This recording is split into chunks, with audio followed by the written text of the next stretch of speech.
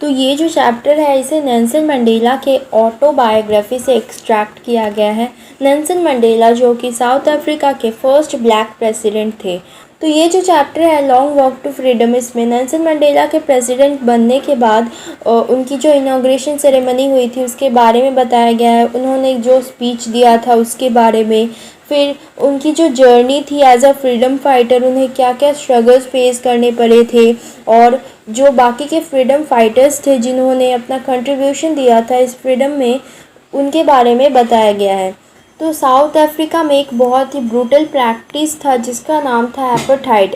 Apartheid का मतलब होता है कि लोगों के ऊपर डिस्क्रिमिनेशन होना on the basis of their race, यानी कि साउथ अफ्रीका में जो डार्क स्किन कलर के जो पीपल थे उनके ऊपर डिस्क्रिमिनेशन होता था। किसके द्वारा? वाइट पीपल के द्वारा, यानी कि जो गोरे लोग थे साउथ अफ्रीका में वो ब्लैक पीपल्स के ऊपर अत्याचार किया करते थे और उनको बेसिक राइट्स जो होता है वो भी उनको नहीं मिलती थी।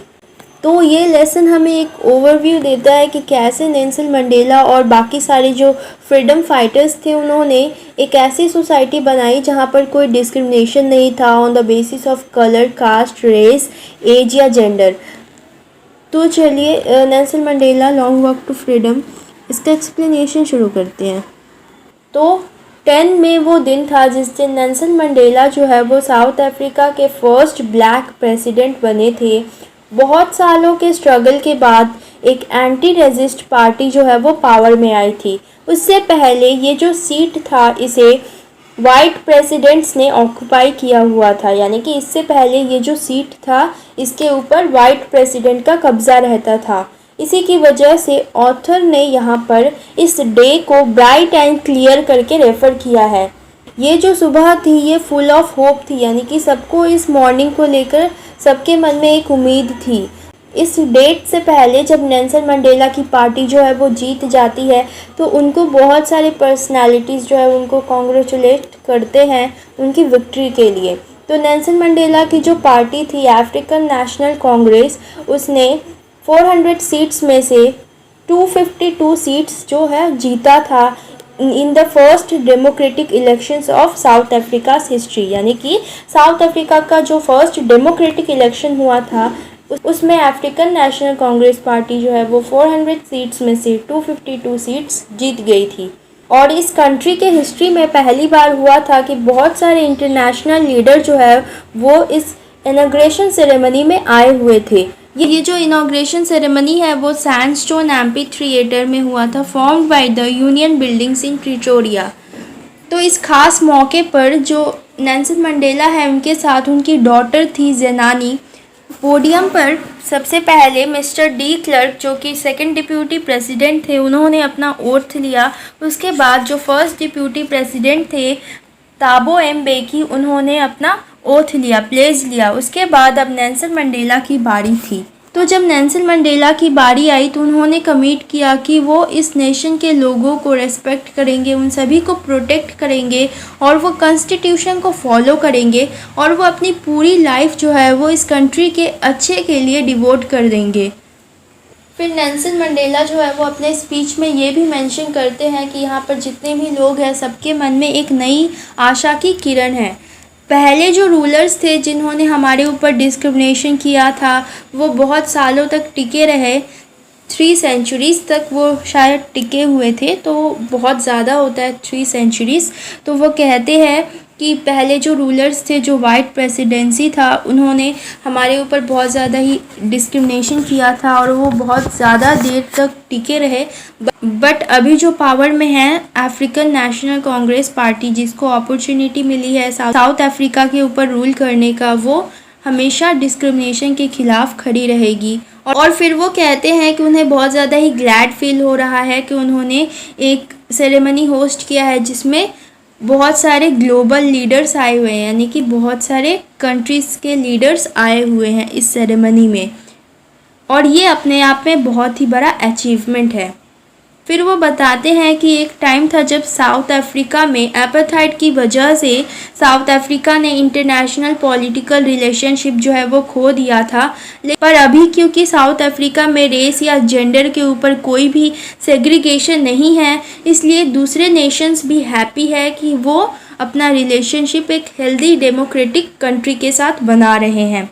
और फिर वो कहते हैं कि फाइनली जो अफ्रीकन नेशनल कांग्रेस पार्टी है वो पावर में आ गई है और वो प्लेज करते हैं कि वो सबको प्राउड फील करवाएंगे। फिर वो सबको धन्यवाद करते हैं, स्पेशली इंटरनेशनल लीडर्स को, कि वो यहाँ पर उनके सेलिब्रेशन में आए और वो उनके लिए बहुत ही बड़ा अचीवमेंट है और ये एक बहुत ही बड़ा स्टेप है एक इक्वल सोसाइटी की तरफ, जहाँ पर सभी ह्यूमंस को इक्वली ट्रीट किया जाएगा। फिर वो मेंशन करते हैं कि इतने सारे स्ट्रगल के बाद फाइनली उन्होंने पॉलिटिकल फ्रीडम जो है वो अचीव कर लिया है और वो कहते हैं कि उनकी जो गवर्नमेंट है वो प्रॉमिस करती है कि साउथ अफ्रीका में जो पॉवर्टी है, इनइक्वालिटी है, उसे हटाएगी और यहाँ पर किसी को भी उनके कम्युनिटी के लिए इन्फीरियर नहीं समझा जाएगा।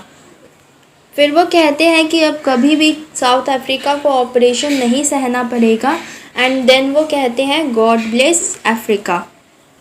तो नेल्सन मंडेला के स्पीच के बाद जो फाइटर जेट्स, हेलीकॉप्टर्स और सोल्जर्स के जो ट्रांसपोर्ट थे उन्होंने अपना प्रदर्शन दिखाया आसमान में, सब लोग उसे देख रहे थे और उसे बहुत ही ज़्यादा परफेक्शन के साथ किया गया था और ये मिलिट्री का रिस्पेक्ट और ओबीडियंस को शो कर रहा था इस कंट्री के लिए। जो हाई कमांडर्स थे जिन्होंने मेडल्स पहन रखा था ब्रेवरी के लिए, वो भी सैल्यूट करते हैं और प्रॉमिस करते हैं अपना लॉयल्टी इस कंट्री के लिए। मंडेला जो है वो मेंशन करते हैं कि उन्हें अच्छी तरह से याद है कि यही कमांडर्स जो उन्हें अब सैल्यूट कर रहे हैं, यही उन्हें अरेस्ट किया करते थे जब वाइट सुप्रीमेसी का रूल था, जब उन्हें क्रिमिनल समझा जाता था। तो ये जो एयर का शो है वो फाइनली ख़त्म हो जाता है किससे, जब वो लोग जेट का जो स्मोक होता है उससे साउथ अफ्रीका का फ्लैग स्काई में बनाते हैं।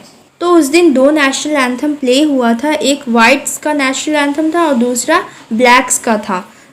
वाइट्स का जो नेशनल एंथम था उसका नाम था एनकोसी सिक्लेल आई अफ्रीका और ब्लैक्स जो कि गाते थे डाई स्ट्रेम। तो इनॉग्रेशन के दिन जो नेल्सन मंडेला है उन्हें पुराने दिनों की याद आ रही थी, एपार्थाइड सिस्टम की याद आ रही थी कि कैसे जो ब्लैक पीपल थे वो इनइक्वल उन्हें ट्रीट किया जाता था, उन्हें इन्फीरियर ट्रीटमेंट मिलता था, उन्हें स्लेव्स की तरह ट्रीट किया जाता था, एज वेल एज उनकी जो बेसिक फंडामेंटल राइट्स थी उन्हें वो भी नहीं दी जाती थी। तो एज अ रिज़ल्ट पूरे वर्ल्ड में ये जो सोसाइटी था ये बहुत ही ज़्यादा ब्रूटल और इनह्यूमन सोसाइटी बन गया था। और वो कहते हैं कि ये सब जो था एपार्थाइड सिस्टम, ये उनके जन्म होने से बहुत पहले से चला आ रहा था और इस सिस्टम ने पूरे एटमॉस्फेयर में क्रुएल्टी, इनजस्टिस कर रखा था। फिर वो कहते हैं कि ये जो पॉसिबल हुआ है, उनकी पार्टी जो है वो पावर में आई है और उन्होंने लोगों के लिए लड़ा और वो फ्रीडम अचीव कर पाए और उसके पीछे बहुत सारे लोग थे, वो अकेले नहीं थे। नेल्सन मंडेला जो है वो अकेले नहीं थे। तो अब वो ऐसे सोसाइटी को फॉर्म करेंगे जहाँ पर ह्यूमंस को ह्यूमंस की तरह ट्रीट किया जाएगा और जहाँ पर उनके ऊपर डिस्क्रिमिनेशन नहीं होगा on the basis of their colour, caste, gender या एज। फिर वो कहते हैं कि ये जो इक्वल और फ्री कंट्री फॉर्म हुआ है डेमोक्रेटिक इलेक्शन के बाद, तो ये इसके पीछे बहुत सारे अनकाउंटेबल मेन और वुमेन का हाथ है जिन्होंने इस नेशन के लिए फ़ाइट किया था। तो ऑथर जो है यानी कि नेल्सन मंडेला जो है वो कहते हैं कि मैं उन सभी को धन्यवाद करता हूँ जिन्होंने इस स्ट्रगल में हमारा साथ दिया, लेकिन ये बहुत ही दुख की बात है कि वो अब यहाँ नहीं हैं, कि उनके करेज का जो रिज़ल्ट निकल के आया है उसको देखने के लिए वो अभी यहाँ नहीं है। तो ये बहुत ही दुख की बात है। नेल्सन मंडेला फिर कहते हैं कि उनके अंदर जो करेज और पावर आया है ये सभी उन लोगों की वजह से आया है और ये उन सभी की विशेष है कि वो आज यहाँ पर प्राउडली एज अ प्रेसिडेंट बनकर खड़े हैं। नेल्सन मंडेला फिर कहते हैं कि इस ऑपरेशन की वजह से बहुत सारे लोगों के अंदर अब भी डर है, वो अभी भी डरे हुए हैं और उनको कुछ वक्त चाहिए, कुछ टाइम चाहिए अपने डर को ओवरकम करके आगे बढ़ने के लिए।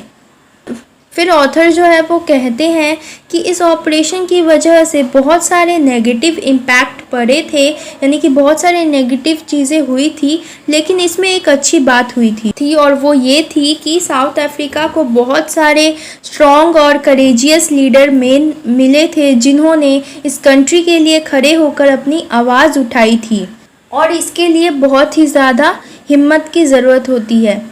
फिर वो कहते हैं कि साउथ अफ्रीका में बहुत ही ज़्यादा मिनरल्स और जेम्स पाए जाते हैं, लेकिन साउथ अफ्रीका का जो सबसे बड़ा स्ट्रेंथ है, सबसे बड़ा वेल्थ है, वो उसके पीपल हैं, उसके लोग हैं।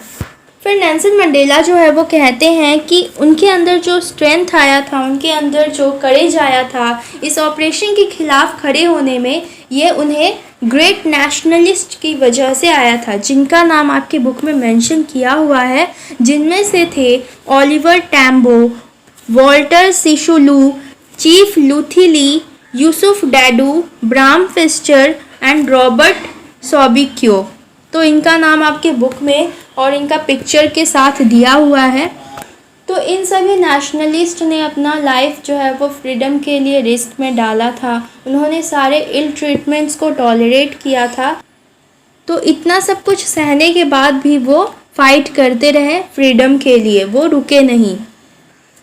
फिर नेल्सन मंडेला हमें बताते हैं करेज का मतलब क्या होता है। वो कहते हैं कि करेज का मतलब ये नहीं होता, वो पर्सन करेजियस नहीं होता जिसके अंदर डर नहीं होता, बल्कि वो पर्सन करेजियस होता है जो अपने डर को ओवरकम करके आगे बढ़ता है। यानी कि तो करेज का मतलब ये नहीं होता जिसके अंदर डर नहीं होता वो करेजियस नहीं होता, बल्कि करेजियस तो वो होता है जो अपने डर पर काबू पाकर आगे बढ़ता है।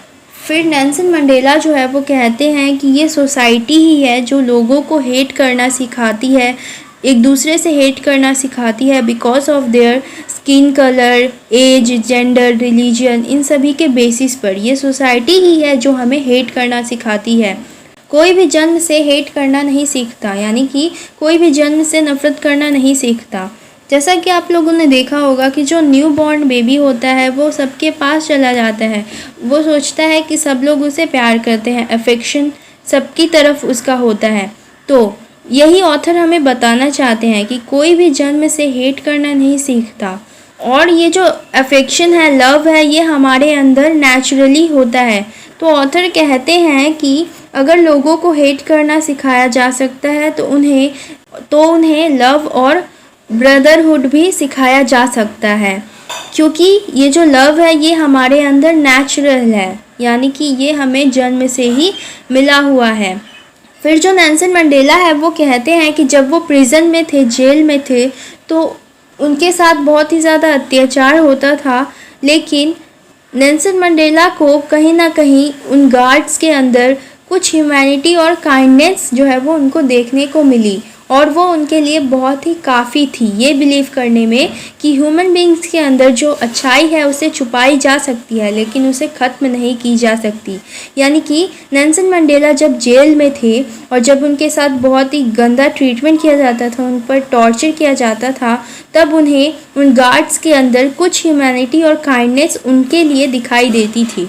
तो इसी की वजह से वो कहते हैं कि वो मानते हैं कि ह्यूमन बींग्स के अंदर जो अच्छाई है उसे सप्रेस किया जा सकता है, उसे छुपाया जा सकता है, लेकिन उसे ख़त्म नहीं किया जा सकता। फिर ऑथर जो है वो कहते हैं कि सभी ह्यूमन बींग्स का रिस्पॉन्सिबिलिटी होता है, एक तो उसके फैमिली के तरफ और दूसरा उसके सोसाइटी के तरफ।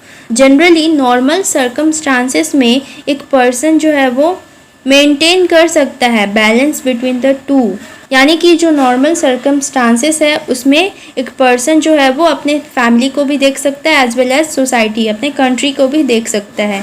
लेकिन साउथ अफ्रीका में ये इजी नहीं था इस ट्विन ऑब्लिगेशन को फुलफ़िल करना, यानी कि अपने फैमिली की तरफ अपना रिस्पॉन्सिबिलिटी भी निभाना और अपने कंट्री की तरफ भी अपना रिस्पॉन्सिबिलिटी निभाना। तो ये साउथ अफ्रीका में ईजी नहीं था, क्योंकि साउथ अफ्रीका में कलर के ऊपर डिस्क्रिमिनेशन होता था, तो उन्हें अरेस्ट कर लिया जाता था और उन्हें उनके फैमिली से दूर कर दिया जाता था। क्योंकि साउथ अफ्रीका में अगर कोई डार्क स्किन पीपल जो है वो अपने लोगों के लिए खड़ा होता है, उनके हक के लिए लड़ता है, तो उसे अरेस्ट करके उसके फैमिली से दूर कर दिया जाता था। तो इसकी वजह से वो ना तो अपने सोसाइटी के लिए कुछ कर पाता था और ना ही अपने फैमिली के लिए। फिर जो ऑथर है वो हमें बताते हैं कि उन्होंने पहले से प्लानिंग नहीं कर रखी थी, उनके पास पहले से कोई प्लान नहीं था कि वो एपार्थाइड के ख़िलाफ़ वो खड़े होंगे अपने लाइफ में। जब वो छोटे थे तो एक नॉर्मल चाइल्ड की तरह, जो साउथ अफ्रीका के नॉर्मल बच्चे थे उनके तरह ही वो रहते थे। उन्हें कुछ सेट ऑफ रूल्स फॉलो करना पड़ता था जो कि उनके फादर कहते थे या फिर उनके ट्राइब में जो माना जाता था। लेकिन जैसे जैसे वो बड़े हुए तब उन्हें पता चला कि कैसे उनके कंट्री में लोगों के कलर की वजह से उन पर टॉर्चर किया जाता है। तब उन्होंने डिसाइड किया कि वो इसके ख़िलाफ़ खड़े होंगे। तो ये जो चीज़ था कि उनको इसके ख़िलाफ़ खड़ा होना है, ये उनके अंदर से आया। पहले जब वो बच्चे थे तो उनके लिए फ्रीडम का मतलब था कि रात को देर तक बाहर रहना। लेकिन जैसे जैसे वो बड़े हुए तब उनको पता चला कि फ्रीडम का मतलब होता है कि जो बेसिक लाइफ है वो सबको मिले, ना सिर्फ उनको बल्कि सबको। फिर नेल्सन मंडेला ने अफ्रीकन नेशनल कांग्रेस पार्टी को ज्वाइन किया जब उनको रियलाइज़ हुआ कि ना सिर्फ उनकी बेसिक राइट्स जो है वो उनसे छीन ली गई है, बल्कि उन सभी की राइट्स जो है वो छीन ली गई है जो कि उनके तरह दिखते हैं। तो उनके अंदर एक आग उमड़ रही थी अपने जैसे लोगों को या फिर अपने लोगों को इस इनजस्टिस से फ्री करने के लिए। और इसी फायर की वजह से जो उनके अंदर थी, इसी की वजह से वो कम्प्लीटली चेंज हो गए। वो पहले डरपोक थे, अब वो ब्रेव बन गए। और law binding to a law breaking, यानी कि पहले वो रूल्स को मानते थे, लॉज को मानते थे, लेकिन अभी ये जो लॉ थे वो उनके लोगों के हित में नहीं थे, तो अब वो लॉ ब्रेकर बन गए। पहले वो एक फैमिली मैन थे, यानी कि अपने फैमिली में रहा करते थे, लेकिन अब वो एक ऐसे मैन बन गए थे जिनका कोई घर नहीं था। And a lively man into a monk. तो नेल्सन मंडेला कहते हैं कि फ्रीडम जो है उसको डिवाइड नहीं किया जा सकता। नेल्सन मंडेला कहते हैं कि अगर किसी एक आदमी का फ्रीडम उससे छीन लिया गया है तो इसका मतलब है कि सभी का फ्रीडम जो है वो उनसे छीन लिया गया है। और जब सभी का फ्रीडम जो है वो उनसे छीन लिया गया है, इसका मतलब ये है कि मैं भी फ्री नहीं हूँ, मेरा भी फ्रीडम जो है वो स्नैच कर लिया गया है। एट लास्ट जो नेल्सन मंडेला है वो कहते हैं कि जो ऑपरेसर है, ऑपरेसर यानी कि वो जो दूसरों के ऊपर टॉर्चर कर रहा है, तो वो कहते हैं कि जो ऑपरेसर है वो भी खुश नहीं है, जो ऑपरेसर है वो भी फ्री नहीं है, क्योंकि वो हेट्रेड यानी कि नफ़रत के जंजीरों में बंधा हुआ है, उसके अंदर नफ़रत है, तो वो भी खुश नहीं है। तो वो कहना चाहते हैं कि जिसके अंदर नफ़रत होती है वो कभी खुश नहीं रह सकता, तो वही वो कहना चाहते हैं। फिर वो कहते हैं कि दूसरों का फ्रीडम छीन के, दूसरों से उनका फ्रीडम छीन के और उनको प्रिजनर बना के कोई भी खुश नहीं रह सकता। पहली बात तो उसके अंदर नफ़रत है और दूसरी बात उसके अंदर ह्यूमैनिटी नहीं है। और जब तक उसके अंदर ह्यूमैनिटी और लव नहीं आएगा वो कभी भी फ्री नहीं रह सकता। यानी कि यहाँ पर जो ऑपरेसर है वो भी फ्री नहीं है और जिसका उसने फ्रीडम छीन रखा है वो तो ऑब्वियस सी बात है वो फ्री नहीं है।